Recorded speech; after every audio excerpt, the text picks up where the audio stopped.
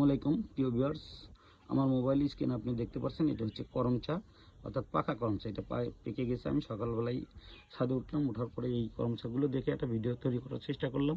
অর্থাৎ এই করম চাগুলো করলাম আমি ওই যেদিন যেটা পাকে ওইটি আমি খেয়ে ফেলি। অর্থাৎ এটা সবচেয়ে বড় কাজ করে কি, এটা অনেক ওষুধি একটা ফল। অর্থাৎ পাইলস যাদের আছে তারা যদি এই পাইলসের জন্য এই করম চা নিয়মিত খান, আমার মনে হয় যে 1 মাস খাইলে আপনি তার ফলাফল বুঝতে পারবেন। এটা 12 মাসই ফল, অর্থাৎ 12 মাসে এই করমচা গাছ থেকে আপনি করমচা সংগ্রহ করতে পারবেন। এই জায়গাটা দেখেন যে অনেক করমচা পেকে গেছে, ওই যে পাকা রয়ে গেছে। এই যে করমচা যদি দেখাই তাহলে ওই দেখবেন যে মাঝে ওই যে পাকা রয়ে গেছে এরকম, আবার এই যে কাঁচা, আবার এই যে ফুল ফুটছে। এরকমভাবে সারা বছরই এই করমচা গাছটা করলাম একবারে ছোটো না, এটা অনেক বড়, দেখলে অনেক বড় মনে হবে।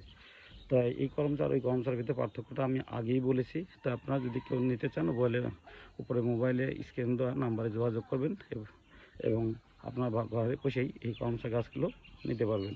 তো সবাই ভালো থাকবেন এই প্রত্যাশায় শেষ করছি। আল্লাহ হাফেজ। সবাই দোয়া করবেন।